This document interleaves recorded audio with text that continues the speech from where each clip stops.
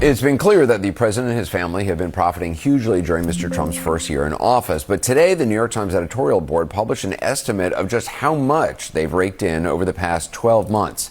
By their accounting, it's at least $1.4 billion. Now, that includes income from licensing Trump's name, overseas real estate projects, as well as hundreds of millions of dollars from investments in cryptocurrencies, the money that Amazon paid Melania Trump, the family, for a documentary about Melania Trump.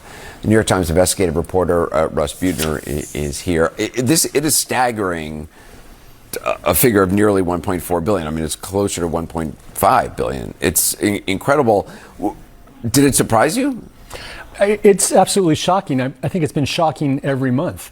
I mean, I studied Donald Trump's finances, including obtaining his tax returns with some colleagues, for over a 20-year period. And this amount is really greater than the sum total of everything he made from his inheritance, from being on The Apprentice, and from all the licensing deals while he was on The Apprentice. It's more than he ever made in his whole life. I think it's those things were his big profit centers because his business performance was uneven. Right. So those three things that require really his golden days.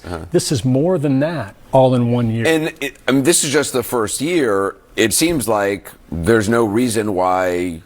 I mean, they're open for business. They're open for business, and they've been expanding things on a regular basis, especially into cryptocurrencies. They recently just transformed their social media company into a Bitcoin repository company, which is a cryptocurrency, and now they're moving that into some sort of power generation company. But they are just rapidly trying to gather every sort of business that they can to monetize this period. The brazenness of it is remarkable. I mean, correct me if I'm wrong, Donald Trump Jr., I don't think the club that Donald Trump Jr. set up in Washington, which is like a private members club, which essentially kind of promises access for paying members of the club to government officials and cabinet secretaries.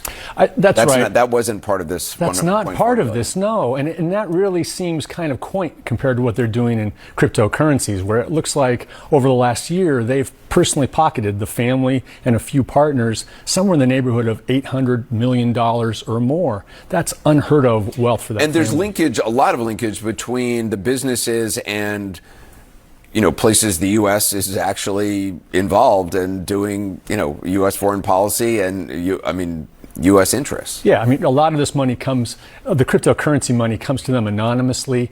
We don't know, the public can't figure out who it is. Most of it comes from overseas entities. You can tell that from the exchanges it goes through. And a lot of it, as you said, comes from countries where they have a real interest in it. There's been some direct conflicts, especially with a big deal that came through the United Arab Emirates.